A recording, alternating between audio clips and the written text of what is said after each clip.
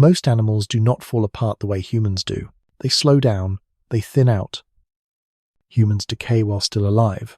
Our bodies begin breaking decades before death, not all at once, piece by piece. Cartilage wears down, skin loses memory of itself, hormones drift, cells forget their instructions. We call it normal, but no other animal seems to pay this price for living longer. And that raises a disturbing question. If aging is natural, why does it feel so violently dysfunctional in humans? Why does a species capable of medicine, technology, and long planning age like a machine running past its intended limits, as if our bodies were built for a shorter story, and every extra year is borrowed time that the system was never meant to support? Because to understand why humans age so badly compared to other animals, we have to look back to a decision evolution made long before aging ever began. Back when survival mattered more than durability, and when no one was thinking about what would happen to the body after it had already done its job. And that is where the problem quietly starts to unfold. Most animals are built to survive just long enough to finish their task. Eat, grow, reproduce, protect offspring, then fade. That is not a flaw. That is efficiency. In nature, durability is expensive. Every extra year of maintenance costs energy. Every repair mechanism costs resources. Evolution does not invest in what it does not need. Once reproduction is complete, the body is no longer the priority. Survival of genes matters. Survival of the individual does not. This is where humans quietly diverge. Humans evolved intelligence, cooperation, memory, and long dependency. Children required care for years. Knowledge mattered. Experience mattered. Older individuals still had value to the group, but the body itself did not receive a full redesign to match that new role. The hardware stayed old. The software expanded, and this mismatch is the first crack. Our bodies were shaped for a world where few lived past 40. Bones did not need to last 70 years. Joints were never meant to carry decades of repetitive strain. Skin was not designed to resist ultraviolet damage for a lifetime. Cells were optimized for speed and reproduction, not endless repair. Other animals age too, but they age cleanly. A wolf slows down, a bird flies less, a deer weakens, then stops. The decline is narrow, focused. Knees give out while the heart still works. Memory slips while muscles remain strong. Hormones change long before organs collapse. Aging in humans is not a single process. It is dozens of small failures unfolding out of sync. This is why it feels so cruel. If the body shut down all at once, it would feel natural. But instead, it leaks, it frays. It reminds you every day that something is going wrong, but never all the way wrong, pain without resolution. And this brings us back to the question that matters, the one we will keep returning to. Why does the human body fail in pieces instead of as a whole? The answer begins with trade-offs. Human biology prioritized early life performance. Rapid brain growth, strong immune reactions, fast wound healing, high fertility. These traits helped young humans survive in hostile environments, but they came with hidden costs. Inflammation that helps you heal at 20 slowly destroys tissue at 60. Cell division that protects you in youth increases cancer risk later. Hormones that fuel growth accelerate breakdown once balance shifts. Evolution accepted these costs because they appear after reproduction. No animal is designed to care about what happens after its genes have moved on. Humans feel the consequences because we kept living anyway. There is another layer that makes it worse. Humans live in bodies built for scarcity, but now exist in abundance. Constant food, artificial light, minimal physical necessity. The systems that once adapted to stress now drown in it. Metabolism, once flexible, becomes rigid. Repair mechanisms slow. Waste accumulates. Aging accelerates not because we live unnaturally, but because our bodies cannot recalibrate fast enough. This is why two humans of the same age can look decades apart. Other animals do not carry this ledger for as long. And then there is the brain. The human brain remains plastic far longer than the body remains resilient.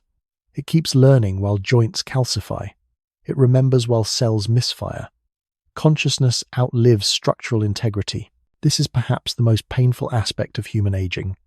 Awareness survives longer than the system that supports it. We do not just age, we witness it. That awareness was never part of the original design. No species evolved to observe its own deterioration in real time. Humans did. And once awareness exists, suffering changes shape. Decline is no longer silent, it becomes narrated. Which raises another uncomfortable question. If humans were never meant to age well, why did we evolve to live long enough to notice how badly we age? The answer does not lie in longevity itself, but in what longevity allowed. Culture, memory, teaching, accumulation of knowledge.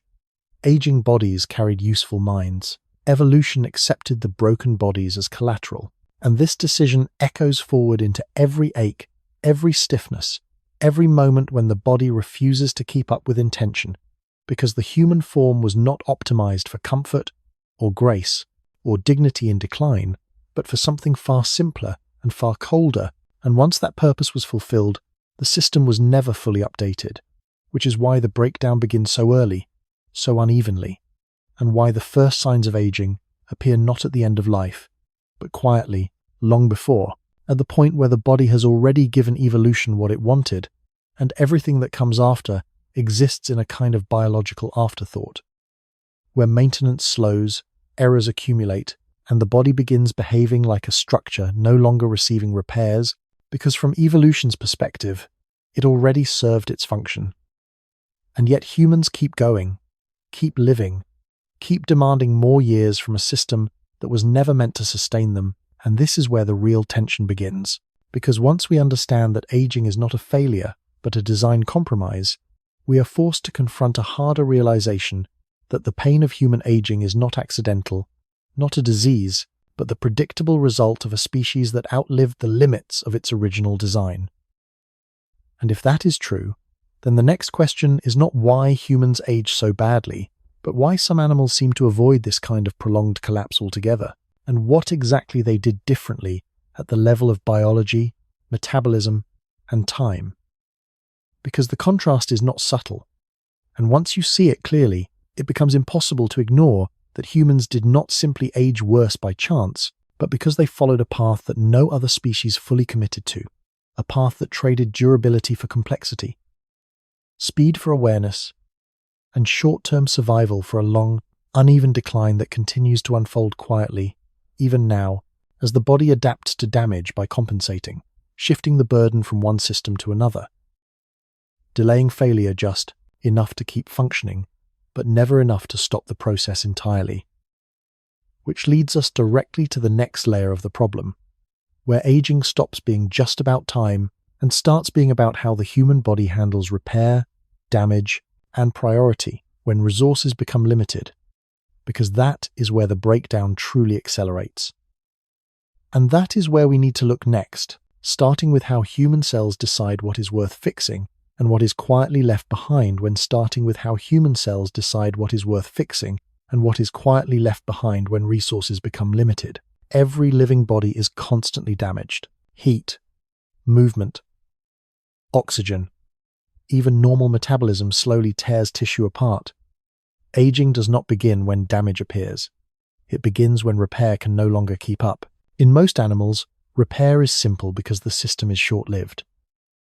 Cells divide, fix what matters, and move on. There is no long-term accounting, no need to preserve the body for decades beyond its reproductive window, but the human body is asked to do something different.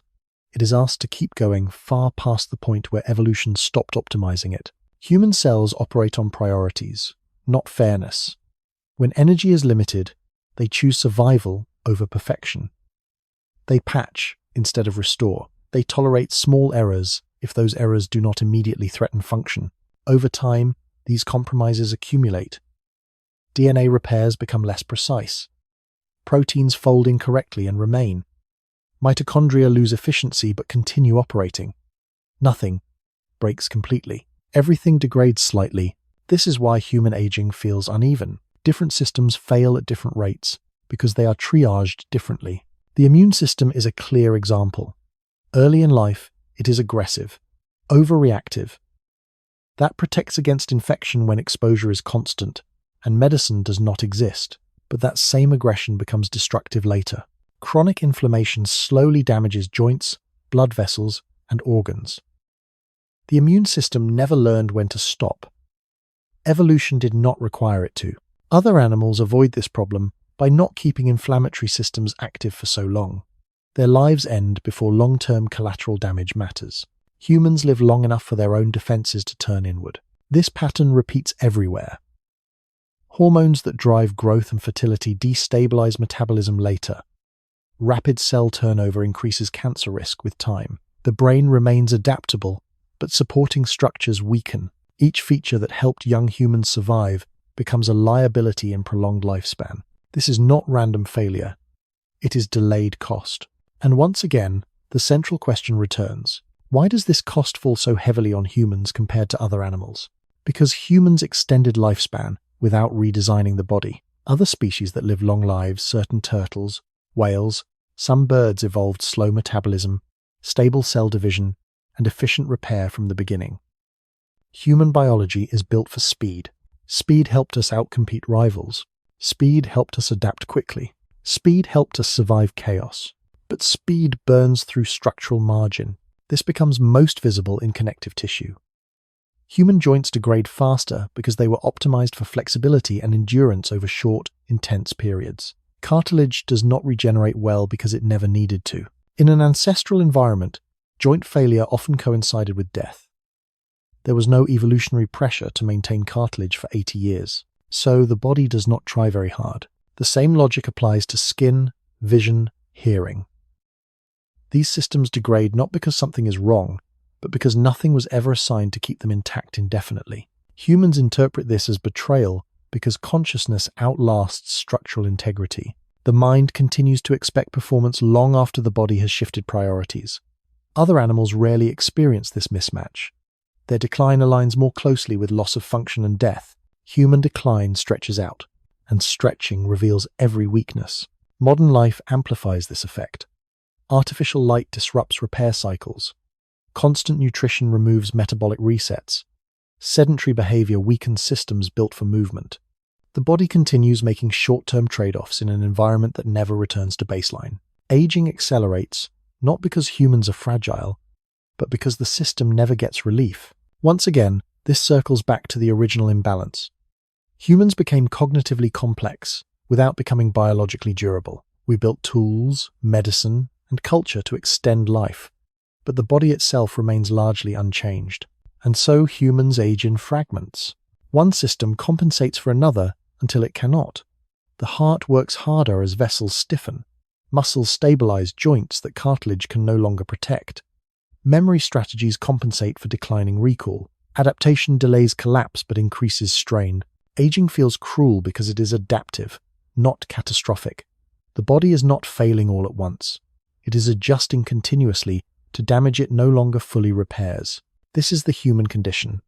Prolonged maintenance mode, and the deeper implication is unsettling. If aging is the result of trade-offs made for early survival and rapid adaptation, then it is not something evolution is motivated to fix. The pain exists because evolution already succeeded, which raises the next question we cannot avoid. If aging is not a mistake, and not a disease, then what exactly did humans gain that made this kind of long, uneven decline worth it? And why do some animals manage longevity without paying the same price? A difference that leads us directly into how metabolism, growth rate, and energy allocation shape the entire lifespan from the very beginning. And where the human pattern begins to look less like bad luck and more like a very specific evolutionary bargain that continues to extract payment year after year, even as the body keeps moving forward, adapting just enough to remain functional, but never enough to fully escape the slow accumulation of damage that defines what it means to grow old as a human. And it is there, at that foundational level of energy use and biological pacing, where the next layer of this story waits. Because once we understand how humans burn through their biological budget faster than many other animals, the rest of the pattern begins to fall into place, leading us to the quiet mechanism that determines not just how long a body lasts, but how gracefully or how painfully it does so. When we look at how energy is spent across a lifetime, rather than how long that lifetime appears on paper, every organism lives on a biological budget. Not money, not calories alone, but usable energy that can be allocated toward growth, repair, reproduction, and defense. spend more in one place, and another place receives less. No species escapes this accounting. Humans spend heavily early. From birth, the human brain consumes an extraordinary share of energy. Even as infants, our brains demand resources that other animals never allocate. Growth is fast, neural wiring is dense, learning is constant. The body diverts energy toward cognition, coordination, and social processing because these traits increase survival in complex groups. But energy spent on the brain is energy not spent on long-term maintenance. Many long-lived animals follow the opposite strategy. They grow slowly. Their brains develop steadily but modestly. Their metabolism remains low. Repair mechanisms are prioritized over speed. Cells divide carefully. Errors are corrected thoroughly. Life unfolds at a slower pace, but the structure holds. Humans chose acceleration. High metabolism fuels adaptability, but it also produces waste. Reactive oxygen species accumulate. Cellular components suffer microdamage with every energetic transaction. Over time, cleanup systems fall behind. This is not because they fail, but because they were never sized for decades of high output. The result is cumulative strain. Human cells respond by lowering standards. They allow imperfect proteins to persist. They tolerate damaged mitochondria. They silence genes rather than repair them. These decisions preserve short-term function at the expense of long-term integrity. Again, this is not malfunction. It is strategy. Other animals with long lifespans evolved strict quality control. Naked mole rats, for example, maintain protein stability far longer than humans. Certain birds repair DNA with exceptional accuracy. Large mammals like whales reduce cancer risk by duplicating protective genes. Their longevity is built in from the start. Human longevity is improvised. We live long because culture, cooperation, and technology extend survival. The body follows reluctantly, adapting just enough to keep pace. But adaptation is not redesign. It is patchwork. This is why aging in humans feels noisy. There are symptoms, signals, sensations. The body communicates distress because systems are negotiating constantly. Pain emerges not because something has broken completely, but because compensation is active. Pain is information. Other animals experience less of it in old age because decline is steeper and shorter. Function drops closer to death. There is less time spent in partial failure. Humans occupy that middle ground for decades, and this leads to another layer of suffering, unique to humans: expectation. We expect continuity. We expect the body to behave tomorrow as it did yesterday. Animals do not hold this expectation. They respond moment to moment. Humans remember better days and anticipate future ones. Aging disrupts that narrative. The body changes faster than identity can adjust. This psychological friction intensifies physical decline. Stress hormones rise. Sleep quality drops. Repair slows further. The feedback loop tightens. Aging accelerates not just biologically, but perceptually. Once again, the central question surfaces, unchanged. Why does this process appear harsher in humans than in other animals? Because humans are caught between two timelines. The evolutionary timeline that optimized us for early success, and the cultural timeline that extends life far beyond those original parameters. Other animals live inside one timeline.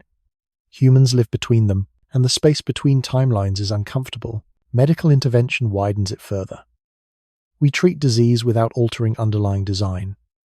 We replace parts, manage symptoms, extend survival. But the foundational trade-offs remain. The body continues allocating energy as it always has, prioritizing immediate function over perfect repair. So aging persists, stretched thin across longer years. This is why no single treatment reverses aging. There is no single failure to fix. Aging is distributed across systems because it originates from distributed trade-offs. Speed versus stability. Growth versus maintenance. Adaptability versus durability. Humans leaned hard toward adaptability, and adaptability does not age gracefully, which brings us to the most unsettling comparison of all. Some animals not only live long, but remain functional until very late. Their decline is brief.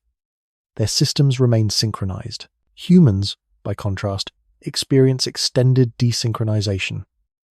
The mind, the body, and the environment fall out of alignment. This desynchronization is the true cost of human longevity. It explains why aging feels unfair, why it feels like something is going wrong rather than something ending, why decline arrives in stages instead of a single arc, and why so much of human suffering in old age is not about death itself, but about living too long in a body that no longer agrees with the story the mind is still telling. And if that is true, then the final layer of this question is not biological at all. It is existential. If humans were never meant to age well, and if aging is the predictable outcome of choices that made us who we are, then what does it mean to keep extending life without addressing the underlying mismatch? And whether the future of human longevity lies in repairing the body to match the mind, or in learning how to live with a form that was never designed for comfort in decline, because that decision whether to redesign the body or redefine aging itself will determine not just how long humans live, but how they experience the years they have left. And that is where this story moves next, toward the question of whether aging is something to be solved, accepted, or fundamentally reimagined. When the question shifts from why humans age so badly to what humans are now trying to do about it, often without realizing the deeper problem they are touching. Modern science approaches aging as if it were an enemy that appeared late in life. Wrinkles, weakness, disease, decline, but aging did not arrive at the end. It was present from the beginning, embedded in how the human body allocates effort. Most interventions aim at symptoms, replace joints, regulate hormones, remove damaged cells, extend organ function. These actions can relieve suffering, and they matter, but they do not change the underlying logic. The body continues to prioritize short-term stability over long-term repair. It always has. This is why aging resists simple solutions. If you improve one system, another compensates. If you suppress inflammation, immune defense weakens. If you enhance cell division, cancer risk rises. If you slow metabolism, adaptability drops. Every correction introduces a new imbalance, because the system was never designed to be fully corrected. Other long-lived animals avoided this trap by evolving conservatively. Their biology commits early to durability. Humans committed to flexibility. Once that path was chosen, reversing it became difficult, and yet humans keep trying, not because success is guaranteed, but because awareness demands response. Humans do not tolerate prolonged decline quietly. We analyze it, measure it, attempt to control it. Aging becomes a problem to be solved, rather than a phase to be passed through. This mindset itself adds pressure. The body senses constant demand: improve, recover, perform, maintain. But demand without redesign increases strain. The result is a strange paradox. Efforts to resist aging can accelerate the experience of aging by keeping the body in a state of continuous intervention. Rest becomes rare. Repair windows shrink. This contrasts sharply with animals whose aging is largely passive. They do not fight decline. They yield when capacity drops. Their systems downshift together. Humans resist downshifting, and resistance stretches the decline. Here, the emotional cost becomes clear. Human aging hurts not only because of physical damage, but because of misalignment between expectation and reality. We expect control because we control so much else. When the body refuses that control, frustration compounds pain. And once again, the same question echoes underneath everything. Why did humans evolve a level of awareness that makes aging so psychologically difficult? Because awareness was useful long before it became burdensome. It helped humans anticipate danger, plan ahead, remember patterns, teach offspring. That same awareness now tracks deterioration with precision. It notices loss early. It counts what is gone. No other species does this in the same way. This makes human aging uniquely narrated. We tell stories about it, compare stages, label decades, measure decline. The story grows louder as the body weakens, and the louder the story, the harder it is to accept the design constraints beneath it. At this point, it becomes clear that human aging is not a single failure, but a collision between biology, cognition, and culture. Biology sets limits, cognition notices them, culture pushes against them. The friction between these layers produces the experience we call aging. Other animals live mostly within biology. Humans live in the tension between all three. That tension explains why aging feels personal, why it feels unfair, why it feels like something went wrong rather than something completed. Humans were never meant to feel neutral about decline, because neutrality would have reduced early life vigilance. Anxiety had value. It still does, but at a cost. And so the question evolves again. If human aging is the consequence of trade-offs that made intelligence, cooperation, and culture possible, then the suffering associated with aging is not accidental. It is the shadow cast by traits that once ensured survival. This realization is uncomfortable because it removes the idea of a fix. There may be improvements, extensions, delays, but no clean resolution unless the underlying design is altered. That alteration would not be minor. It would involve changing how energy is spent, how cells repair, how growth is regulated. In effect, it would require choosing durability over adaptability, and that choice would change what it means to be human. So the question becomes less about adding years and more about deciding what kind of organism humans want to be going forward. A species that continues extending life within an old framework, accepting prolonged decline as the price of awareness.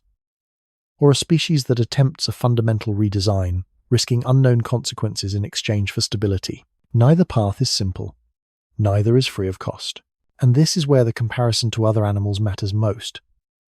Not as a source of envy, but as a mirror. They show what longevity looks like when it is designed in from the start. Humans show what longevity looks like when it is borrowed, extended by intelligence rather than biology. Borrowed things always come with interest, and as humans continue to live longer, that interest accumulates. More years lived in partial function. More time spent adapting rather than thriving. More awareness, watching the system negotiate its own limits, which leads us to the quiet truth beneath all of this. Human aging feels worse than animal aging, because humans are not just bodies that age. They are minds that remember what the body used to be, and cultures that refuse to stop asking more of it. And as long as that gap remains, the experience of aging will continue to feel like a slow betrayal rather than a natural closure, a process that stretches out not because it is meant to, but because humans keep finding ways to delay the end without resolving the imbalance at the center. An imbalance that began the moment evolution prioritized intelligence over durability, a decision that solved immediate problems while quietly planting the conditions for a much longer, more complicated decline. One that we are still living through now, and that sets the stage for the final question this topic cannot avoid, which is not whether humans age badly compared to other animals, but whether aging badly is the unavoidable cost of becoming what humans are. And if so, what that means for the future of a species that refuses to stop extending its own lifespan, even as the body continues to signal, again and again, that it was never built for this kind of endurance. And that realization brings us to the last place we need to look, where aging intersects not with biology or culture, but with choice, because once a species becomes aware of its own design limits, the question is no longer what evolution did, but what will be done next. When a species becomes aware of its own design limits, the question is no longer what evolution did, but what will be done next. At that point, aging stops being a passive process. It becomes a decision space. No other animal reaches this space. They live, decline, and disappear without questioning the structure they were given. Humans crossed a threshold where biology is no longer accepted as final. Awareness turns limits into problems, and problems invite intervention. This is where human aging separates completely from animal aging. Animals age within their design. Humans age against theirs. The moment humans learned to extend life, they created a new tension. Survival was no longer enough. Quality became a demand. Duration became negotiable. The body, however, did not receive the memo. It continues operating under rules written for a much shorter existence. So humans begin to layer solutions on top of constraints. Medicine compensates for failure. Technology offsets weakness. Lifestyle strategies attempt to slow damage. These efforts work, but only partially. They stretch the system rather than transform it. Stretching reveals stress.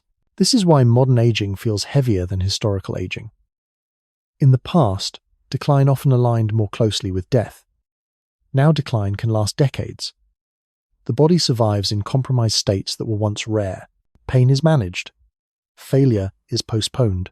Awareness remains active. The result is prolonged negotiation with limitation. And here, another contrast with animals becomes clear. Long-lived animals that age well do not negotiate. Their systems remain synchronized until late life. Function declines together. Humans experience fragmentation. One system adapts while another collapses. The mind plans while the body resists. This fragmentation produces a unique form of fatigue. It is not exhaustion from effort. It is exhaustion from maintenance. Humans spend increasing energy simply keeping things from getting worse. Movement becomes calculated. Recovery becomes slow. Every action carries consequence. The body demands attention constantly, and attention is a limited resource. Other animals are spared this phase. This is why human aging often feels unfair rather than inevitable. It does not arrive cleanly. It intrudes. It interrupts identity. It forces renegotiation of habits, roles, and expectations long before life ends. And the longer humans extend lifespan without redesign, the more common this experience becomes. Which brings us back, once more, to the central question, now sharpened by everything that came before. Why do humans age so badly compared to other animals? Not because human biology is weak, but because it was never meant to support what humans asked it to become. Humans evolved to be adaptable, not durable, clever, not stable, fast, not long-lasting. Those traits solved immediate problems and unlocked intelligence, culture, and cooperation. Aging is the delayed invoice. Other animals avoided this invoice by choosing slower paths. Humans chose acceleration, and once acceleration became embedded in biology, there was no simple way back. The body could not be retrofitted easily. So humans learned to extend life externally rather than rebuild it internally. This strategy works, but it carries cost. Aging stretches. The experience becomes heavier with time, not because death is approaching, but because the body is being asked to function far beyond the window it was optimized for. And this is the quiet truth beneath the comparison. Humans do not age worse by accident. They age worse because they asked more of life than their biology was prepared to give. And instead of redesigning the system, they chose to keep extending it, which means the future of human aging will not be decided by how long humans can live, but by whether they choose to remain a species that borrows time from a body built for less, or one that fundamentally alters what a human body is allowed to be. A decision that will determine not just the length of life, but whether the years gained feel like continuation or endurance, and that question remains open, unresolved, and unfolding. Even now, as this thought settles and the body relaxes, an attention begins to drift, because the story does not end with an answer, but with a condition, one that continues to apply as long as humans keep living beyond the limits. Evolution originally set, and as long as that gap exists, aging will continue to feel the way it does, not as a clean closing chapter, but as a long, uneven middle that stretches forward, asking quietly what will be done next, when that long, uneven middle becomes the dominant experience of being human, rather than a brief transition toward the end.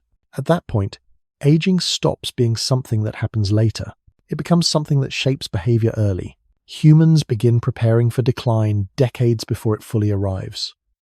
Exercise shifts from play to preservation. Diet becomes regulation. Sleep becomes repair. The body is treated less like a vehicle for exploration and more like a system that must be carefully managed to prevent breakdown. No other animal lives this way. Animals respond to the present. Humans live in anticipation of loss. That anticipation changes how energy is spent, not just biologically, but psychologically. Worry itself consumes resources. Stress hormones rise. Recovery slows. The body absorbs the cost of vigilance, and this creates a feedback loop. The more humans fear aging, the more they attempt to control it. The more they attempt to control it, the more attention is directed toward the body's limitations. The more attention those limitations receive, the louder they become. Aging accelerates in perception, even when it does not accelerate in tissue. This is one reason human aging feels harsher than animal aging. It is constantly monitored, measured, compared. Animals do not compare their present bodies to their past ones. Memory turns aging into a narrative. Every ache has a reference point. Every loss has a before. And because humans are social, aging becomes visible. Faces change in mirrors and photographs. Strength declines in comparison to peers. Cultural standards define what is considered too early for deterioration. Shame enters the process. Fear follows. This social amplification does not exist for other animals. Their decline is private. Human decline is public, which brings us to another subtle but critical difference. Humans age in environments that constantly remind them of what youth looks like. Media, advertising, technology, images of strength, speed, smoothness, and vitality are everywhere. Aging bodies are placed next to idealized ones repeatedly. The contrast sharpens pain. In nature, animals age among others, aging at similar rates. Humans age in a culture obsessed with minimizing visible decline. This mismatch deepens dissatisfaction and increases stress, which feeds directly back into biological wear. Once again, the body pays for awareness. This makes it tempting to believe that aging would feel easier if humans simply accepted it. But acceptance alone cannot undo the structural mismatch. Even in cultures that respect elders, the body still degrades unevenly. Joints still fail early. Energy still drains unpredictably. Awareness still notices. Acceptance may soften the experience, but it does not change the design. And that design keeps returning us to the same truth. Human aging is not primarily about time. It is about imbalance. An imbalance between how long humans now live and how long the body was optimized to function smoothly. An imbalance between cognitive endurance and physical durability. An imbalance between cultural expectations and biological constraints. Other animals maintain balance by aligning lifespan with design. Humans broke that alignment. And yet, humans are unlikely to reverse course. The same traits that cause this problem, intelligence, foresight, cooperation, also prevent resignation. Humans will continue to extend life, improve medicine, and search for interventions, not because success is guaranteed, but because stopping would feel like surrender. So the future of human aging will likely be incremental, not transformative. But the core pattern may remain: prolonged maintenance, uneven breakdown, sustained awareness. Unless something fundamental changes, that change would not come from treating symptoms. It would come from altering priorities at the cellular level. Slower metabolism, more conservative growth, enhanced repair accuracy, reduced early life speed in exchange for long-term stability. In other words, a different kind of human. This possibility raises questions far beyond biology. Would such a species think differently? Adapt more slowly? Lose the edge that made humans dominant? Durability has costs too. The animals that age well often live cautiously, slowly. With limited plasticity, humans chose the opposite path. So perhaps the comparison to other animals is misleading in one crucial way. It frames aging as a flaw rather than a consequence. Humans did not age badly by mistake. They aged in alignment with what they valued most at the time: rapid learning, adaptability, social complexity. The pain appears later because the benefits appeared early. Seen this way, human aging is not a malfunction but a delayed echo of success. A reminder that no strategy is free, that every advantage carries deferred cost. Other animals pay their costs up front by limiting complexity. Humans deferred payment into old age. And now, with lifespans extended, that bill is being paid in full view. This reframing does not remove suffering, but it changes its meaning. Aging stops being a personal failure or a biological betrayal. It becomes evidence of the path humans took, evidence that intelligence came before durability. That awareness outpaced structure, and perhaps that is why aging feels uniquely human. It is the price of knowing what is happening while it happens, of remembering how things once were, of imagining how they could have been different. Animals are spared this comparison. Humans are not, which leads to a final, quieter observation. Despite all the difficulty, humans continue to form meaning, relationships, and insight deep into aging. The body weakens, but perspective often deepens. This too is part of the trade-off. Aging bodies carry accumulated understanding that young bodies cannot. Evolution may not have optimized for comfort in decline, but it allowed continuity of knowledge. So the question of why humans age so badly compared to other animals does not end with deficiency. It ends with contrast. Humans linger, observe, and interpret. Neither path is objectively better. They are simply different outcomes of different priorities. And once this is understood, the comparison shifts. Instead of asking why humans fail where animals succeed, the question becomes why humans chose a path that made this kind of aging inevitable, and whether, knowing what we know now, the future will continue to extend a design built for less, or whether a new balance will be sought, one that aligns awareness with durability rather than letting them drift further apart. A balance that would redefine not just how humans age, but what it means to live a long life at all, a question that does not demand an answer tonight, but lingers quietly, doing what all unresolved questions do best, remaining present without urgency, allowing the body to rest while the mind loosens its grip, and letting the thought fade into the background, unfinished, still open, waiting for whatever comes next. When the thought remains open long enough that it no longer demands resolution. Only space. At that stage, the comparison between humans and other animals stops feeling accusatory. It becomes explanatory. Animals do not age better because they solved a problem humans failed to solve. They age differently because they never created the same problem in the first place. Their lives are narrower. Their roles are clearer. Their bodies are built to complete a limited arc and then stop. Humans expanded the arc without rebuilding the frame. This expansion changed everything. Childhood lengthened. Dependency deepened. Learning replaced instinct. Culture replaced adaptation speed. The body stayed largely the same while the life built around it grew heavier, more complex, more demanding. Aging is where that mismatch becomes impossible to ignore. The human body carries decades of accumulated signals telling it to adapt, respond, perform. It does not know how to transition gracefully into irrelevance because irrelevance was never part of the plan. Older humans mattered. They remembered roots, seasons, stories, threats. Their value did not vanish when physical strength declined, so the body lingered. But lingering without redesign creates friction. This is why human aging often feels like a negotiation rather than a decline. The body does not simply shut systems down. It keeps them running at reduced capacity. It reroutes function. It compensates. It delays. Every delay buys time, but also introduces imbalance. Other animals rarely experience this prolonged in-between, and the longer this in-between lasts, the more attention it draws. Humans begin to identify themselves with decline. Age becomes an identity rather than a phase. Numbers replace states. Milestones replace sensations. The body is no longer just lived in, it is monitored. Monitoring changes experience. When every sensation is interpreted through the lens of age, the body becomes a source of constant feedback. Is this normal? Is this early? Is this permanent? They amplify awareness.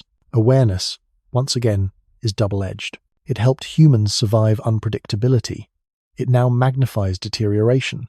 The same capacity that allowed humans to plan long lives makes the experience of decline heavier.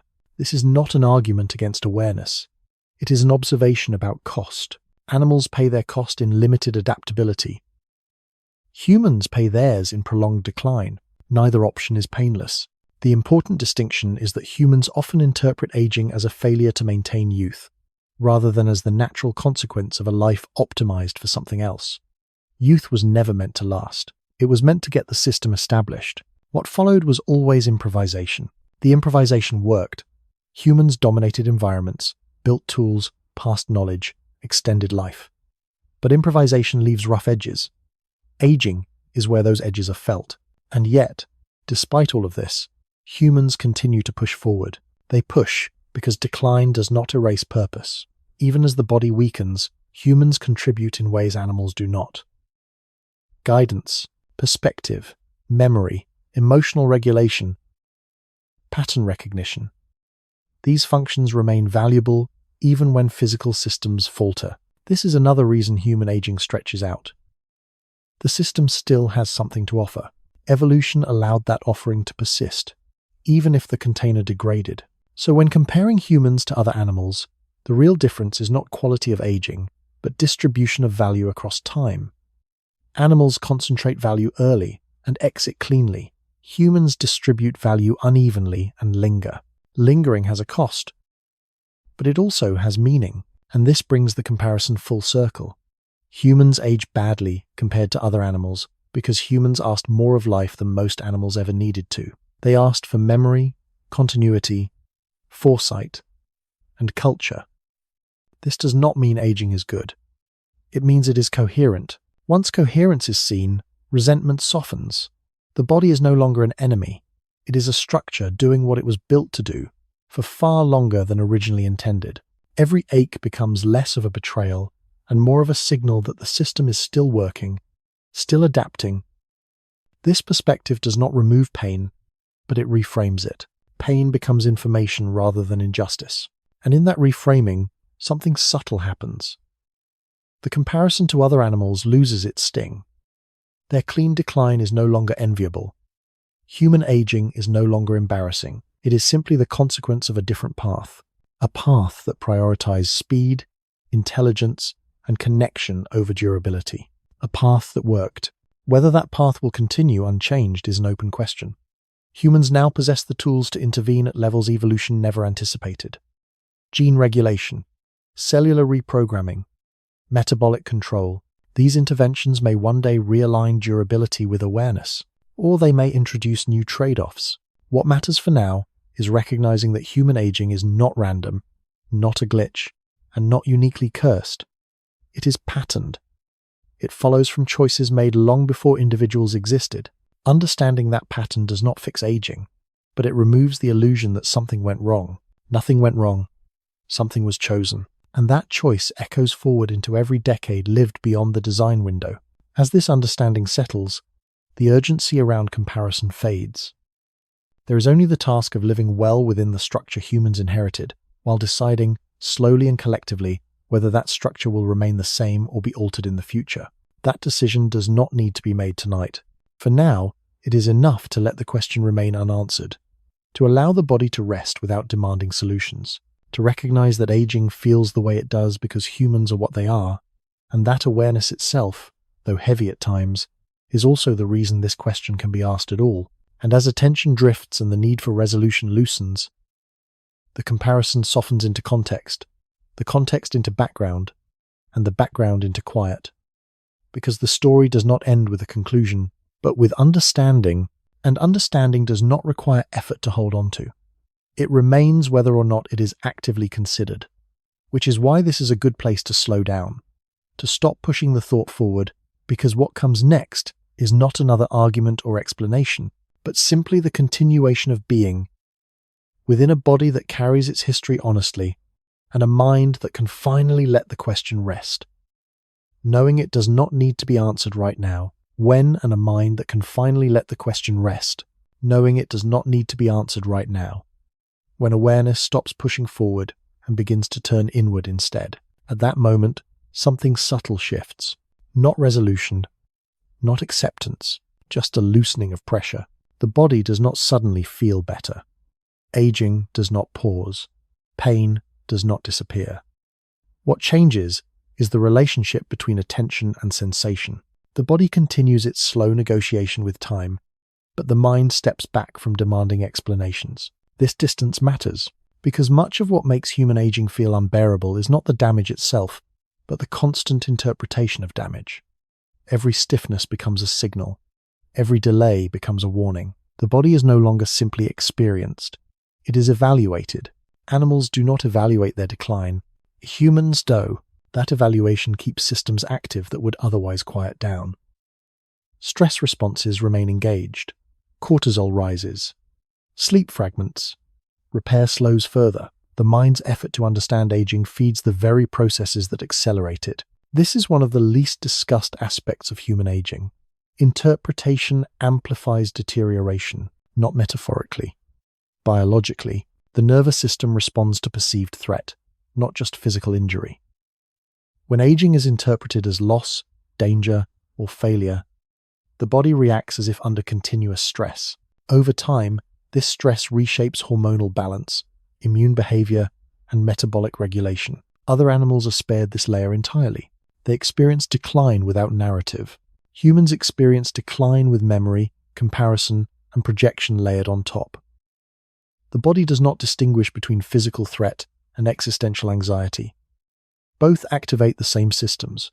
Both draw from the same limited reserves. And so, the more humans think about aging, the heavier it becomes. This does not mean thinking is a mistake. It means thinking has a cost when applied to a system that was never built for prolonged self-monitoring. Which brings us back, once again, to the deeper structure of the problem. Human aging is not just biological. It is cognitive and cultural. It is the result of a body designed for action paired with a mind designed for reflection. Reflection outlived action. As physical capacity declines, mental capacity often remains sharp enough to notice every discrepancy. The body slows. The mind tracks the slowing. The gap widens. This gap is where discomfort lives. Other animals do not live inside this gap. Their awareness is tightly coupled to capacity. When one fades, so does the other. Humans uncoupled awareness from physical function, and aging stretches into that space. This is why the later decades of human life often feel strangely suspended. Not fully active. Not fully finished. A long plateau of adjustment where the body is no longer expanding capability, but not yet withdrawing entirely. Aging becomes a state rather than a phase, and states invite management. Humans respond by optimizing.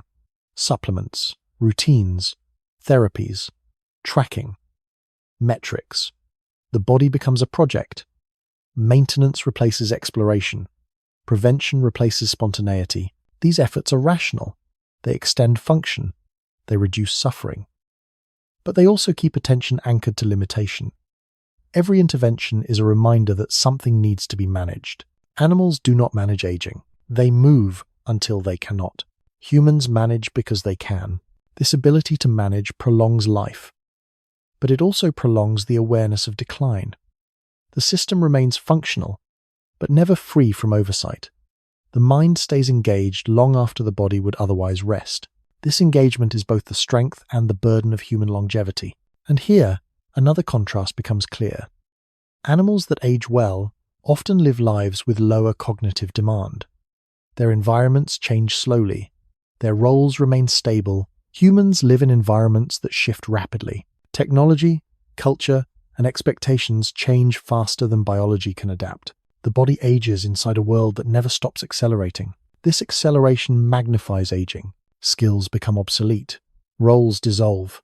Identity tied to capability erodes faster than tissue. Aging becomes not just physical decline, but relevance decline. No animal faces this. Human aging is contextual. It happens inside a moving target. And so the question deepens again, not as curiosity, but as pressure. How is a body designed for survival in stable conditions supposed to age inside a world that constantly demands adaptation? The answer is visible everywhere. It ages unevenly. It compensates. It burns out systems early. It holds together just enough to continue functioning. This is not failure. It is load-bearing strain. When the body is asked to adapt continuously for decades, without redesign, something has to give. Repair slows, margins shrink, small inefficiencies accumulate into noticeable decline. The body is not collapsing, it is economizing. Every system begins making choices about what to preserve and what to let go. Fine motor control fades before gross movement. Speed fades before strength. Recovery fades before basic function. These priorities reflect what the system considers essential. Essential for what? For staying alive, not for staying comfortable. Animals age according to the same logic, but over shorter spans. Humans stretch that logic thin across many years, which is why aging in humans often feels like a slow erosion rather than a clean transition. And yet, despite everything, the system continues. Breathing remains automatic. Circulation persists. Consciousness wakes each day. The body adapts again and again, even as options narrow. This persistence is rarely acknowledged. Human aging is often framed as loss, but it is equally persistence under constraint. The body continues solving problems with fewer resources. That is not nothing. And perhaps This is why the comparison to animals ultimately misses the point. It assumes aging should be evaluated by smoothness or efficiency, but humans never optimized for efficiency alone. They optimized for resilience in complexity. Complexity ages poorly, but complexity also allows reflection, meaning, and continuity across generations. The same system that produces uneven decline also produces insight, teaching, and memory that outlast physical strength. So when the mind finally lets the question rest, not because it is answered, but because it no longer needs to dominate attention, something else becomes possible. The body continues aging, but the experience of aging softens slightly, not because conditions improved, but because the demand for explanation relaxed. This relaxation does not stop decline. It reduces friction, and reduced friction conserves energy, which brings us quietly back to the core reality beneath all of this. Human aging feels worse than animal aging because humans carry more memory, more expectation, more unfinished narratives inside bodies that were never built to carry such weight indefinitely. Once that is seen clearly, the question loses urgency. It becomes context rather than problem. The body continues its slow accounting. The mind no longer insists on reconciliation. And in that space, where explanation gives way to observation, where comparison fades into background awareness, the system does what it has always done best under reduced demand, which is to settle, to downshift, to conserve what remains, and that settling does not require resolution, only time, and time continues whether or not it is understood. And that is where the story remains open, but stretching quietly forward, waiting to be entered again from another angle, another layer, another depth, when attention no longer clings to the idea of decline, and instead begins to notice how the body adjusts itself moment by moment. Adjustment is constant. It does not announce itself. It does not feel heroic. It happens quietly, beneath awareness, as systems redistribute effort to keep things running. When energy becomes limited, the body reallocates.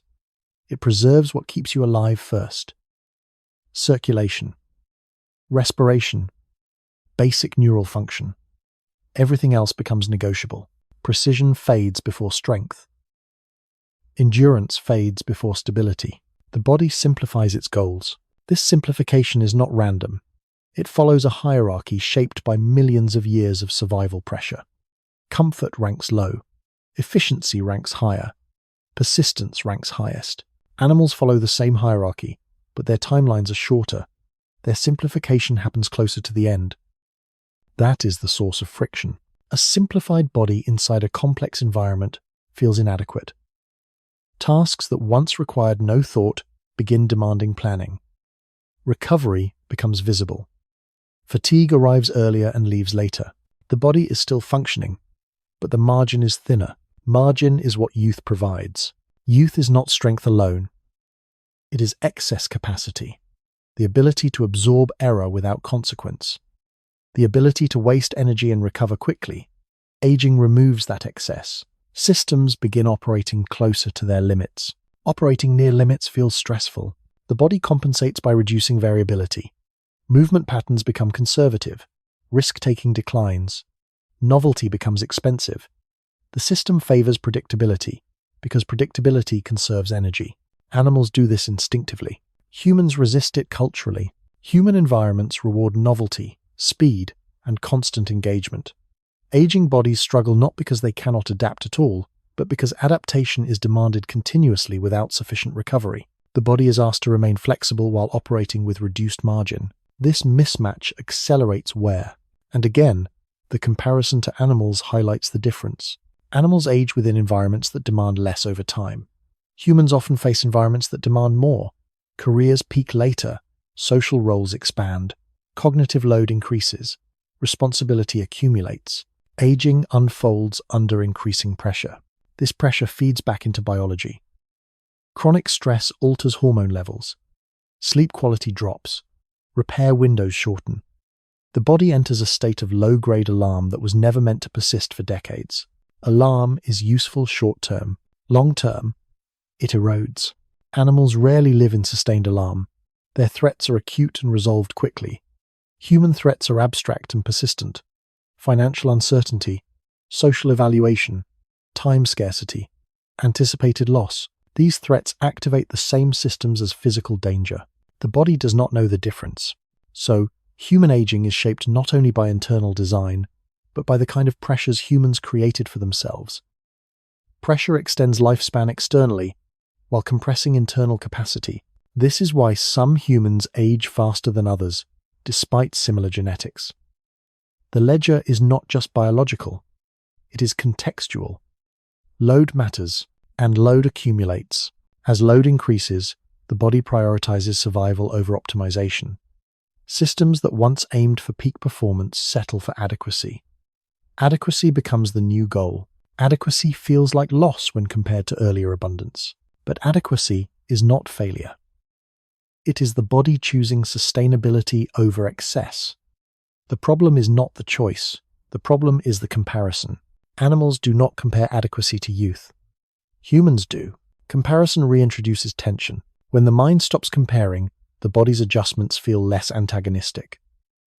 Stiffness becomes information rather than insult. Fatigue becomes signal rather than verdict. The system is not betraying, it is communicating. Communication is constant. Pain is one form, discomfort is another, delay is another. Animals respect boundaries instinctively. Humans negotiate them. Negotiation extends function, but it also keeps the conversation going. The body is never allowed to settle fully into its simplified mode. It is constantly pulled back toward earlier standards. This tug of war is exhausting, and exhaustion compounds aging, which brings us again to the same structural insight. Human aging feels worse because humans do not allow aging to complete any phase cleanly. Decline is stretched, interrupted, modified, delayed, and monitored. The system never gets closure. Animals receive closure quickly. Closure is efficient. Humans resist closure because awareness refuses to disengage. There is always something unfinished. Another obligation, another role, another memory that insists on relevance. So the body keeps negotiating. This negotiation is not endless, but it is long enough to feel heavy. Years pass inside it. Decades. Sometimes the body adapts again and again, lowering thresholds, redefining normal, conserving what remains. This process does not look graceful. It looks messy, uneven, asymmetric, but it works. Most humans do not collapse suddenly. They persist, they adjust, they reframe, they continue within narrowing parameters. Persistence is underrated. In animals, persistence is short. In humans, persistence becomes a long practice. That practice shapes experience. Aging is not just what happens to tissue, it is what happens to identity under constraint. Identity resists change longer than tissue does, and resistance creates friction. When resistance softens, not because decline stopped, but because comparison eased, the system gains a small amount of relief.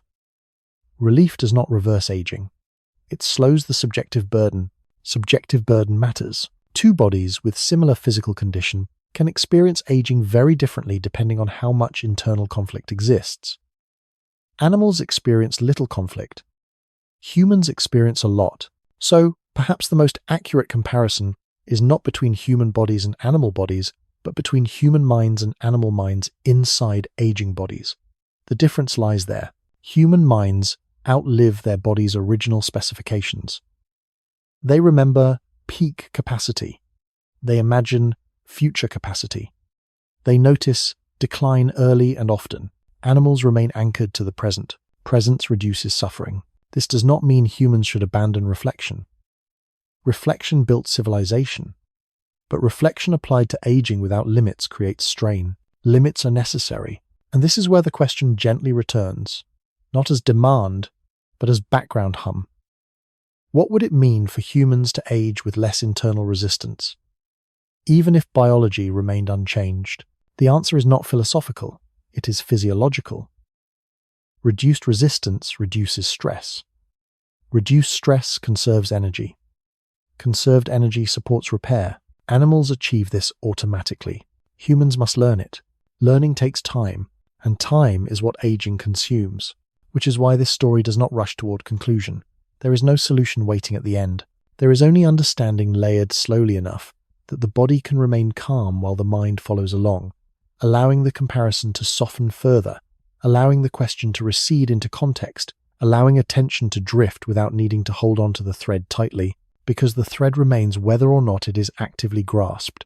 And as that grasp loosens, the system continues doing what it has always done under reduced demand, settling incrementally, conserving what matters, letting go of what does not, and moving quietly forward, moment by moment, within a design that was never perfect, but has proven remarkably adaptable.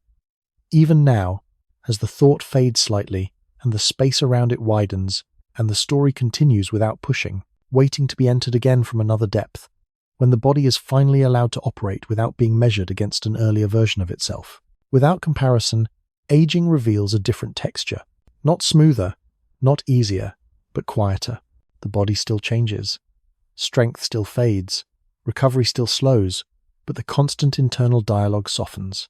Movements are no longer judged against memory. Sensations are no longer interpreted as warnings by default. The system is experienced rather than audited. This shift does not come from denial. It comes from reduced surveillance. Human bodies are rarely left unsupervised. They are tracked, optimized, corrected, reminded of what they used to do. Energy spent on vigilance is energy not available for repair. Animals do not audit their bodies. They inhabit them. Inhabitation changes experience. When the body is lived in rather than evaluated, signals lose their threat quality. Discomfort still exists, but it no longer escalates into alarm. Alarm recedes. Repair windows widen slightly. Sleep deepens. These changes are small, but small changes compound. Human aging accelerates when stress remains unresolved. Stress does not require catastrophe. It thrives on low-grade tension, expectation mismatch, anticipation, self-monitoring. These pressures accumulate quietly. Once pressure eases, even marginally, the system responds. This is not psychology overriding biology. It is biology responding to conditions. Hormonal balance shifts when vigilance drops. Inflammatory tone lowers. The nervous system spends more time in maintenance mode rather than defense. None of this stops aging. It alters how aging unfolds. Animals age under these conditions naturally. Humans rarely do. Human lives encourage constant orientation toward future tasks. The body becomes a means rather than a presence. Aging feels worse when the body is treated exclusively as an instrument whose performance is declining. When performance ceases to be the primary metric, the experience changes. This does not mean abandoning activity. It means changing relationship. The body is no longer pushed to match an outdated standard. It is allowed to set its own pace. Pace matters more than capacity. Capacity fluctuates. Pace stabilizes. Animals move at the pace their bodies allow. Humans often move at the pace their schedules demand. The conflict between these two rhythms generates strain. Strain ages tissue faster. And again, the comparison to animals clarifies the pattern. Animals age in environments that gradually reduce demand. Humans often age in environments that intensify it. Work becomes more complex. Responsibilities expand. Social roles multiply. Cognitive load increases even as physical margin decreases. The body carries this imbalance. Carrying imbalance for long periods produces uneven wear. This uneven wear is what humans experience as aging badly. Not collapse, but misalignment. Not failure, but friction. Friction generates heat. Heat accelerates breakdown. When friction decreases, wear slows. This is why humans who reduce internal resistance often report aging as less harsh, even without significant physical improvement. The body is not repaired. It is relieved. Relief matters. Animals live with built-in relief. They disengage when capacity drops. Humans struggle to disengage because meaning is tied to function. Letting go feels like loss of self. But self is not limited to output. Animals never confuse identity with productivity. Humans often do. This confusion amplifies aging. As function declines, identity feels threatened. Threat activates stress. Stress degrades tissue. The cycle tightens. Breaking the cycle requires decoupling identity from peak performance. That decoupling does not require resignation. It requires reframing. Reframing is cognitive, but its effects are physiological. Reduced stress changes internal chemistry. Changed chemistry alters repair dynamics. The body responds. Again, this is not cure. It is context. Context shapes experience, which returns us, once more, to the original comparison. Humans age worse than other animals not because their bodies are uniquely flawed, but because their minds extend pressure long after bodies need relief. Animals receive relief automatically. Humans must permit it. Permission is difficult in a culture that equates rest with failure and slowing with loss. Yet permission reduces internal load, and reduced load supports sustainability. Sustainability is the real issue. Animals sustain themselves until they cannot. Humans often push until systems fray. Pushing was advantageous early. It becomes costly later. Aging exposes this cost. When pushing eases, even slightly, the body regains some coherence. Systems synchronize better. Fatigue becomes less adversarial. Pain becomes less personal. The body is no longer an opponent. It becomes a partner negotiating limits. Negotiation is calmer than conflict. Conflict accelerates decline. Negotiation slows it. Animals never fight their limits. Humans often do.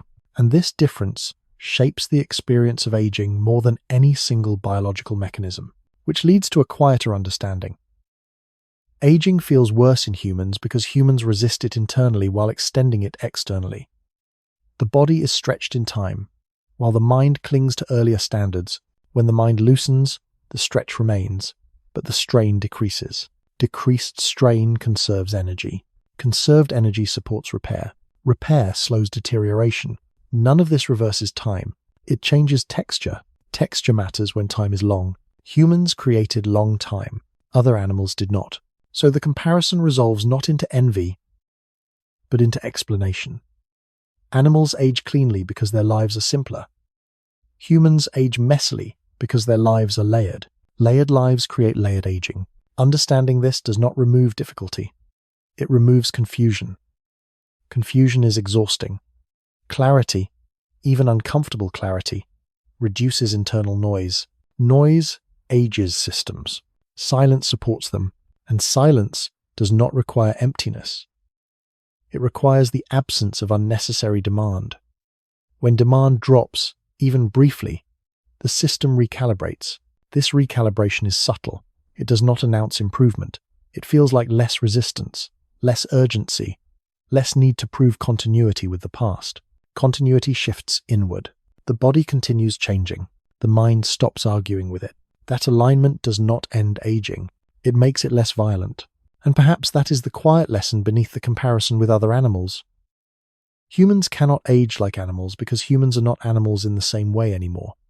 They changed the conditions of living. Aging followed. But humans can age with less friction if they stop demanding that bodies designed for one purpose continue performing another indefinitely. This is not surrender. It is adaptation. Adaptation is what evolution rewarded most. And adaptation does not stop with youth. It continues, quietly, even now, as attention softens further, as internal pressure eases, as the need to extract conclusions relaxes, because the body does not require understanding to function, only conditions that allow it to do so, and when those conditions appear, even briefly, the system responds by settling into its current form with less resistance, less strain, and less noise. And that settling is not the end of the story, but another phase within it, one that does not demand explanation, only presence. And presence does not push forward. It remains, waiting without urgency, open to whatever comes next.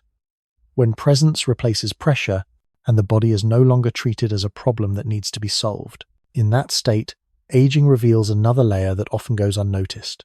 The body does not only decline, it reorganizes.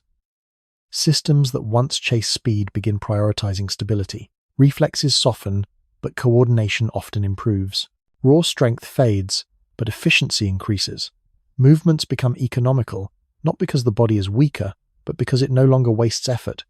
Animals age this way instinctively. Humans only notice it when they stop demanding youth-like output. Much of what is labeled aging badly is actually the discomfort of resisting this reorganization. The body is shifting strategy, but the mind keeps insisting on an outdated operating mode. That insistence creates friction. and friction feels like failure. When friction eases, the same physical state can feel dramatically different. The body still has limits, but those limits stop feeling punitive. They feel descriptive. Description carries less emotional weight than judgment. Judgment keeps stress circuits active. Description allows them to quiet down. And quiet is not passive. Quiet is where maintenance happens. Repair does not require motivation.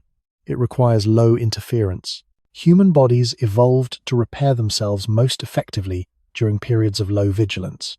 Sleep, rest, rhythmic movement, and predictable routines signal safety. Safety tells the nervous system it can redirect energy from defense toward maintenance. Animals live inside these signals naturally. Humans disrupt them constantly. Artificial light, irregular schedules, constant stimulation, and social comparison keep the nervous system partially engaged even at rest. Aging unfolds inside this background noise. Noise accelerates wear not by destroying tissue directly, but by preventing full recovery cycles. Recovery is not dramatic, it is cumulative. Miss it often enough, and decline becomes noticeable. This is why two humans with similar genetics and lifestyles can age very differently depending on their internal state. The body does not only track calories and movement, it tracks perceived safety. Animals perceive safety when threats are absent. Humans perceive threat in abstraction. Deadlines, evaluation, anticipation, memory. The body reacts as if danger is present. Over years, this reaction reshapes aging. This does not mean aging can be reversed by mindset. It means aging is shaped by conditions, not just by time. Conditions include internal ones. When internal conditions soften, aging does not stop, but it loses some of its sharpness. Sharpness is what makes it feel hostile. Blunt processes feel tolerable even when they are irreversible. Animals age bluntly. Humans often age sharply. Sharpness comes from tension. Tension is sustained effort against reality. Effort drains resources.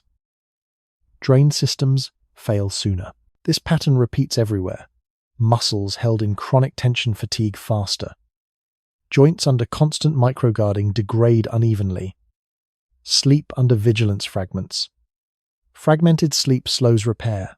Slowed repair accelerates decline. None of this is mysterious. It is mechanical, yet humans often search for complex explanations because simplicity feels insufficient. But aging is not complex in mechanism. It is complex in experience because humans layer meaning onto sensation. Meaning intensifies experience. Animals experience sensation without narrative. Humans narrate sensation into identity. Identity resists change. Resistance costs energy. Energy spent resisting is energy not available for maintenance. Again, the same loop. When resistance drops, the loop loosens. The body does not improve dramatically. It stabilizes. Stabilization feels like relief when the alternative is constant struggle. Relief allows the system to settle into its current configuration. Settling reduces noise. Reduced noise improves efficiency. Efficiency slows deterioration. This is not optimization. It is alignment. Alignment between what the body can do and what the mind demands. Animals live aligned by default. Humans often do not. This misalignment is the hidden variable in human aging. It explains why some people appear to age better despite similar physical conditions. They are not escaping biology. They are cooperating with it. Cooperation is less costly than conflict. Conflict accelerates wear. Cooperation redistributes load.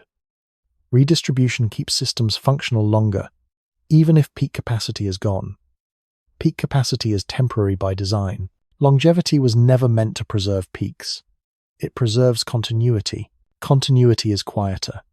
It does not announce itself. It is felt as the ability to keep going without collapse. Animals preserve continuity briefly. Humans preserve it for decades. Decades magnify everything. Small inefficiencies become visible. Small imbalances accumulate. Small stresses matter. This is why human aging feels like a slow accumulation rather than a single turning point. The body is not failing catastrophically. It is paying interest on long-term trade-offs. Those trade-offs began early.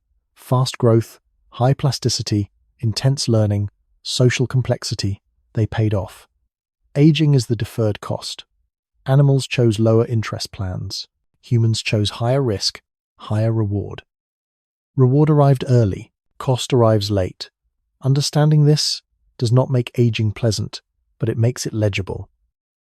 Legibility reduces anxiety. Anxiety worsens outcomes. Again, the loop closes. When the mind no longer treats aging as an error to correct, the body is allowed to operate within its revised parameters. Revised does not mean diminished in every sense. It means different priorities: stability over speed, endurance over output, consistency over intensity. These priorities are not valued in youth-driven cultures, so they feel like loss. Animals value them implicitly. Humans must learn to.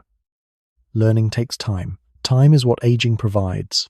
Ironically, the very process that creates discomfort also creates the opportunity to understand it. Animals do not gain this understanding. Humans do. Whether that understanding is used to reduce friction or to amplify frustration is a choice that emerges only because awareness persists. That persistence is the defining feature of human aging. It is what makes it heavier, but also what makes it meaningful. Meaning does not cancel pain. It contextualizes it. Context allows endurance. Endurance is how humans survive long arcs. Long arcs are what humans created. Aging is inseparable from that creation. When this is seen clearly, the comparison to animals loses its edge. There is no standard to meet. There is only a structure to inhabit. Inhabiting a structure well matters more than wishing for a different one. The body you are in is not defective. It is extended. Extended systems require gentler handling. Gentler handling conserves function. Conservation supports continuity. Continuity is enough, and when continuity is allowed to be enough, the constant push for explanation softens again. The narrative quiets, the system downshifts, and the experience of aging, while still present, becomes less antagonistic, less sharp, less demanding of immediate resolution, settling instead into a slow background process that does not need to be solved tonight. Only carried for now, while attention loosens further, and the story continues at its own pace, without urgency, without insistence, waiting quietly for the next place it naturally opens, when the pace finally matches what the body can sustain, rather than what memory insists it should sustain. At that point, aging stops being framed as loss alone and begins to register as transition. Not a clean one, not a ceremonial one, but a gradual shift in how effort is distributed. Effort becomes selective. The body no longer spends energy on everything equally. It invests in what keeps coherence intact. Balance over speed, breathing over force, rhythm over intensity. These are not sentimental adjustments. They are mechanical decisions made by systems under constraint. Animals make these decisions without reflection. Humans notice them and often resist them because resistance feels like loyalty to an earlier self. Loyalty, however, is expensive. It asks the body to perform beyond current margins. Margins matter more than capacity. Capacity can be impressive and still fragile. Margin is what absorbs shock. Aging reduces margin. The body responds by lowering risk. Lower risk looks like caution. Caution looks like weakness to a culture that equates vigor with value. Animals do not live inside that equation. Humans do. So humans experience aging not only as biological change, but as social displacement. What once earned approval no longer applies.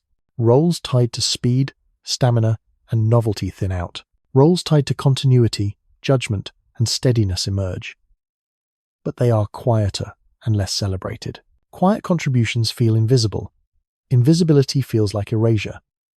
Erasure activates stress. Stress feeds back into biology. Again, the same loop. When contribution is reframed, stress eases. When stress eases, systems stabilize. Stabilization does not restore youth. It preserves function. Preservation is underrated because it lacks spectacle. Animals preserve function until they do not. Humans preserve function while still being observed, evaluated, and compared. Comparison drains resources. It does not change outcomes. Removing comparison conserves energy. Maintenance does not reverse damage. It slows accumulation. Slowing accumulation stretches time without increasing strain. Stretching time without strain is the closest thing to aging well humans can realistically achieve without redesign. Redesign is not trivial. It would require altering developmental priorities, metabolic rates, repair accuracy, and growth patterns. Those changes would ripple through cognition, behavior, and adaptability. Animals that age well live cautiously by default. Humans became dominant by not being cautious. Dominance had benefits. Aging pays the cost. This is not moral. It is arithmetic. Energy in, energy out, errors tolerated, repairs deferred. Deferred repairs become features. Features become experience. Experience becomes story. The same mind that can frame suffering as meaningful can also magnify it into dread. Which direction it goes depends on how tightly the story is held. When the story loosens, experience simplifies. Simplification is not ignorance, it is efficiency. Efficiency conserves resources. Conserved resources matter more with age because buffers are thin. Thin buffers demand precision. Precision improves when noise drops. Noise drops when the need to perform fades. Performance is a social construct layered onto biology. Biology does not require applause. It requires conditions. Conditions include regularity, predictability, and low interference. Animals live inside these conditions. Humans must rebuild them intentionally. Intentional rebuilding is effortful at first. Over time, it becomes habitual. Habits reduce decision load. Reduced decision load conserves cognitive energy. Cognitive energy spared reduces physiological stress. Again, the same cascade. Nothing here is mystical. It is a chain of ordinary effects compounding over long time. Long time is the human experiment. Animals did not run it. Humans did. The results are mixed. Extraordinary achievements paired with extended decline. Neither can be separated from the other. Understanding that linkage reduces the urge to isolate aging as a defect. Defects invite fixes. Fixes invite disappointment. Disappointment invites frustration. Frustration invites stress. Stress invites wear. Removing the defect framing interrupts this chain. Aging becomes condition rather than accusation. Conditions are managed, not judged. Management is calmer than correction. Calm is biologically favorable. Favorable conditions do not stop entropy. They pace it. Pacing matters when time is long. Humans created long time. They must learn long pacing. Long pacing feels slow to a species built on acceleration. Slowness initially feels like loss. Later it feels like stability. Stability supports continuity. Continuity allows presence. Presence reduces rumination. Rumination taxes systems. Animals do not ruminate. Humans do. Rumination is the mental equivalent of revving an engine in neutral. It produces heat without movement. Heat degrades components. Reducing rumination cools the system. Cooling extends service life.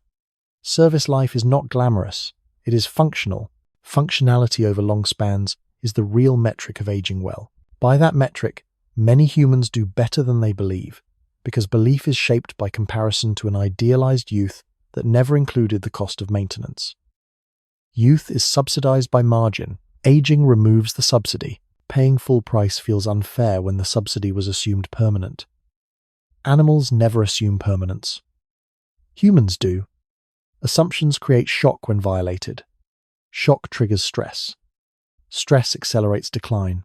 Adjusting assumptions reduces shock. Reduced shock eases stress. Again, the same loop unwinds. The body does not need optimism. It needs reduced load. Reduced load is achievable without denial. It requires changing what is asked of the system. Asking less of speed.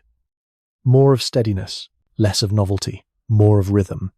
These shifts are not retreats. They are reallocations. Animals reallocate automatically. Humans negotiate. Negotiation can be gentle or adversarial. Gentler negotiations cost less. Cost matters over decades. Over decades, small savings add up. Savings preserve options. Options keep systems adaptable. Adaptability is the core human trait. It does not end with youth. It changes target, from expansion to conservation, from conquest to coherence. Coherence is quiet. Quiet does not trend. Quiet sustains.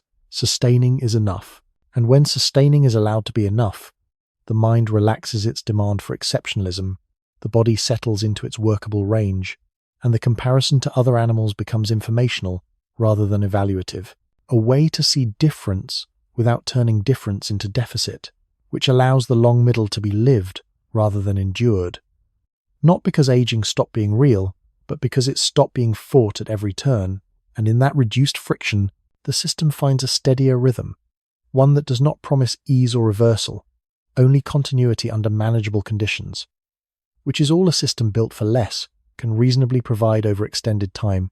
And as that rhythm establishes itself, attention drifts further from analysis, less interested in verdicts, more willing to let processes unfold without constant supervision, and the story continues without pushing toward closure, opening quietly into the next layer whenever it naturally does, when continuity becomes more important than intensity, and the system quietly reorganizes around what it can sustain without strain. At that stage, aging stops feeling like a countdown and starts feeling like a redistribution. Energy is no longer scattered across competing demands. It gathers around essentials. The body simplifies not out of weakness, but out of efficiency. Efficiency emerges when excess is removed. Excess was useful early. It becomes expensive later. Animals shed excess automatically. Humans cling to it out of habit. Habit consumes resources long after its benefit fades.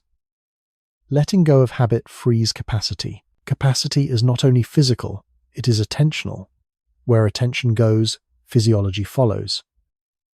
Attention anchored to loss tightens the system. Attention anchored to function steadies it. Steadiness reduces noise. Noise is costly. Cost accumulates over time. Time magnifies cost. That is the arithmetic behind aging. Nothing dramatic, just compounding. Animals experience compounding briefly. Humans experience it over long arcs.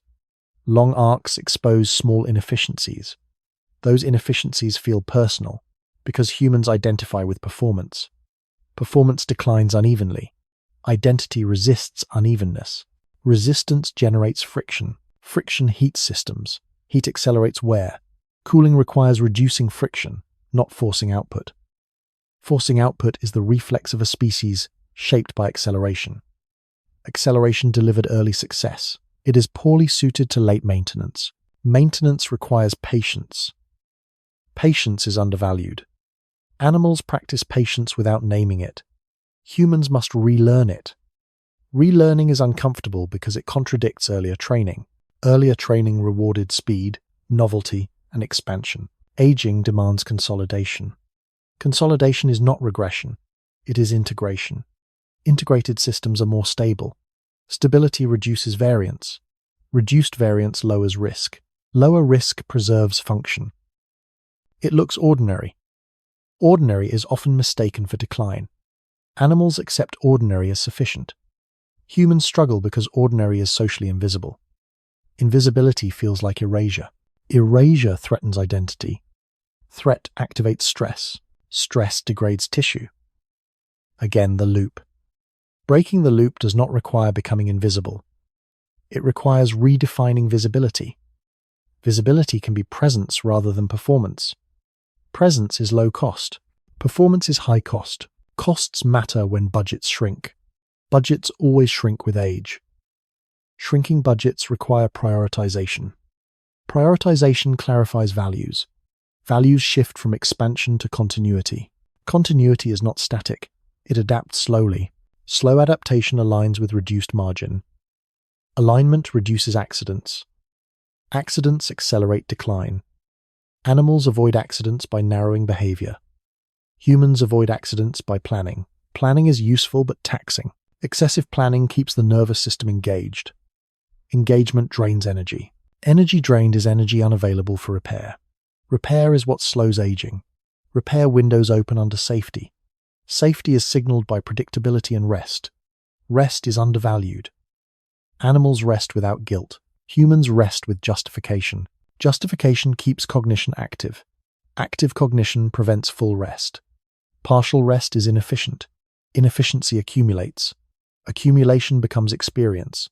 Experience becomes story. Story shapes expectation. When expectation relaxes, the system loosens. Loosening is not collapse, it is recalibration. Recalibration takes time. Time is available. Humans created long time. Long time demands gentle pacing. Gentle pacing feels countercultural. Countercultural choices invite scrutiny. Scrutiny increases stress. Stress accelerates aging. Choosing gentleness quietly avoids scrutiny. Quiet choices are protective. Protection extends service life. Service life is what matters when redesign is unavailable. Redesign remains theoretical. Bodies operate in the present. Present conditions matter more than future promises. Present conditions include sleep depth, movement, rhythm, and mental load. Reducing mental load improves sleep. Improved sleep enhances repair. Enhanced repair slows decline. None of this is guaranteed. It is probabilistic. Probabilities improve under better conditions. Animals live inside improved probabilities by default. Humans must curate them. Curation requires discernment. Discernment improves with age. This is a paradox often missed. As physical capacity declines, discernment often increases. Discernment prevents waste. Waste is costly. Preventing waste conserves resources. Conservation extends function. Function extends autonomy. Autonomy reduces stress. Reduced stress supports repair. The loop unwinds. This unwinding does not eliminate aging. It changes its slope. Slope matters more than endpoint when time is long. Animals experience steep slopes near the end. Humans experience shallow slopes for longer. Shallow slopes feel tedious. Tedium invites impatience. Impatience increases friction. Friction steepens slopes. Patience flattens them. Patience is learned through constraint. Constraint arrives with age. Age teaches patience if allowed. If resisted, age teaches frustration. Frustration is expensive. Expense shortens options. Options narrow regardless. Narrowing can be graceful or jagged. Grace comes from alignment. Alignment is cooperation between mind and body. Cooperation reduces internal conflict. Conflict consumes energy. Energy is finite. Finite energy demands respect. Respect is not sentiment. It is practical. Practical choices accumulate quietly. Quiet accumulation outperforms dramatic intervention over long spans. Animals demonstrate this without awareness.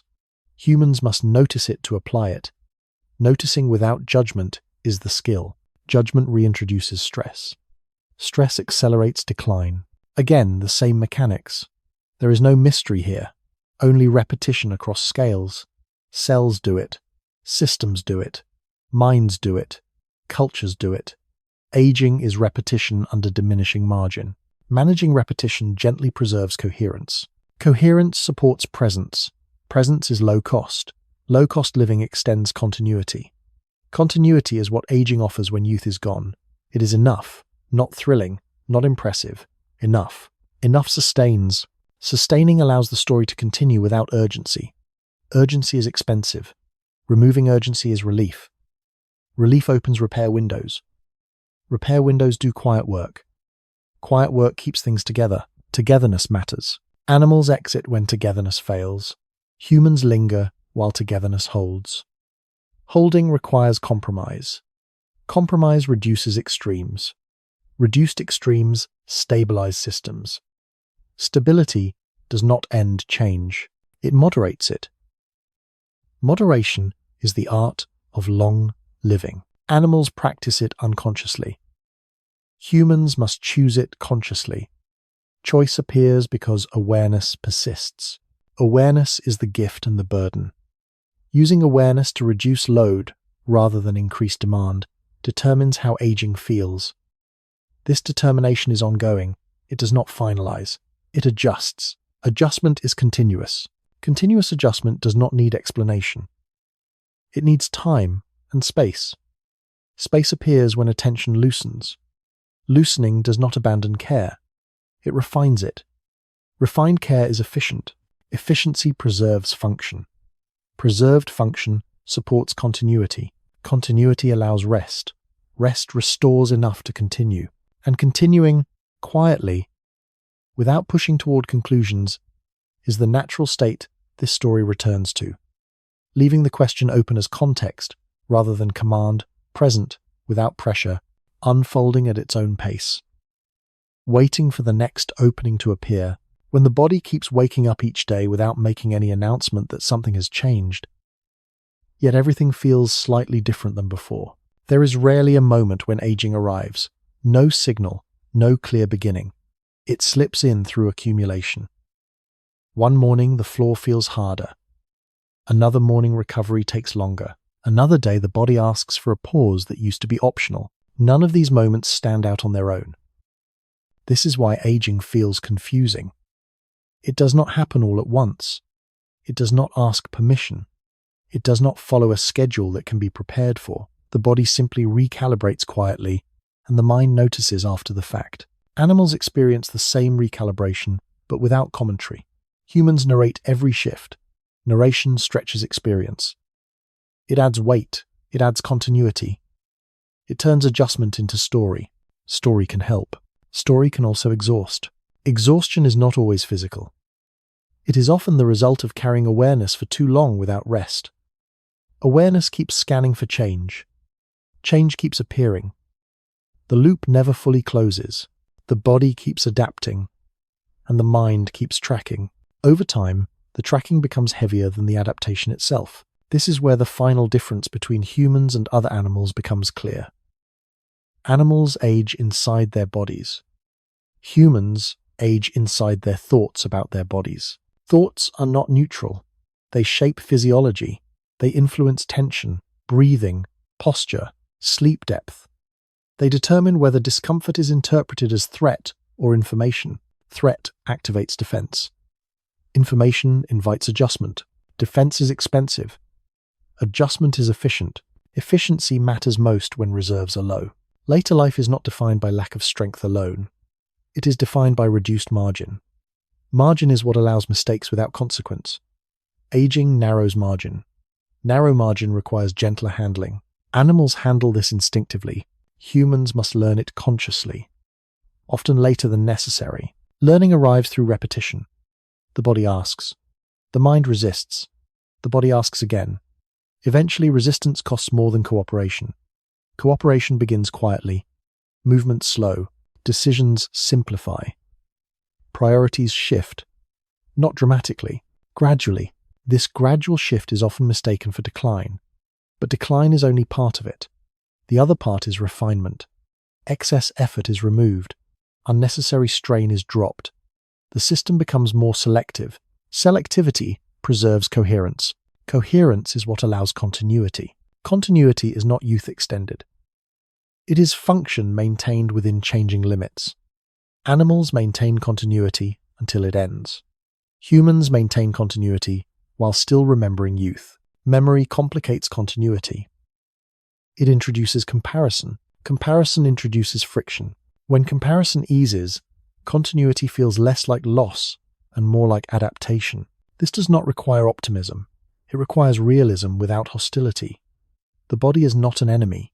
It is a system operating under constraints that were never designed for endless extension. The fact that it continues at all is not trivial. It is evidence of remarkable adaptability. Human bodies are not built to age comfortably. They are built to adapt relentlessly. Adaptation under scarcity looks uneven. It looks imperfect. It looks fragile from the outside. From the inside, it feels like constant negotiation. Negotiation is tiring. But negotiation is also flexible. It allows adjustment rather than collapse. Animals experience less negotiation because their lives resolve sooner. Humans experience more because they keep going. Keeping going has value. It allows connection across generations. It allows memory to persist. It allows understanding to deepen even as capacity changes. These things matter. They mattered enough that evolution tolerated prolonged decline as an acceptable cost. That cost is paid individually, but the benefit is shared collectively. Understanding this does not make aging pleasant. It makes it intelligible. Intelligibility reduces fear. Fear accelerates deterioration. Reducing fear does not stop aging, but it softens its impact. Softening matters when time is long. Time is long for humans. Long time requires pacing. Pacing requires acceptance of limits without surrender to them. This balance is difficult. Animals never need to find it. Humans do. When the balance is found, even briefly, aging loses some of its sharpness. The body still signals. The signals are still real. But they no longer dominate attention. Attention widens. Life is no longer reduced to monitoring decline. Monitoring drains energy. Living reallocates it. Reallocation is the body's strength. It has been reallocating since birth. Growth, learning, reproduction, recovery. Aging is another reallocation phase. Less emphasis on expansion, more emphasis on preservation. Preservation is quieter than growth. It does not announce itself. It does not trend upward. It simply holds things together long enough to matter. Holding together is not failure. It is function. Animals exit when holding together fails. Humans often hold together for decades longer. That holding is not free. It requires compromise. Compromise reshapes experience. Experience becomes slower, more deliberate, less reactive. This is not necessarily worse. It is different. Difference becomes painful only when judged against an outdated standard. When the standard shifts, pain reduces. The comparison with other animals dissolves here. They did not age better. They aged according to different constraints. Humans chose constraints that favored intelligence, memory, and culture. Aging reflects that choice. Nothing went wrong. Something unfolded. And unfolding does not require closure. It does not require a solution tonight. It continues whether or not it is understood. The body continues adjusting. The mind can rest from trying to oversee every adjustment. Rest does not mean giving up. It means allowing processes to proceed without interference. Interference is costly. Allowance is economical. Economy matters in long systems. So this is where the story settles. Not with an answer, but with context. Aging is not a defect to correct or a comparison to win. It is the lived consequence of a long experiment in adaptability, an experiment that extended life faster than it redesigned the body, and then asked that body to keep going anyway. It does, imperfectly, unevenly, quietly, and that quiet continuation is enough for now. Enough to let the question loosen its grip. Enough to allow attention to drift without urgency. Enough to rest inside a body that is still negotiating its limits honestly, still breathing, still functioning, still here.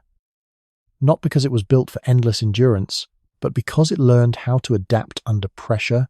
An adaptation does not need to be explained to continue. It only needs space.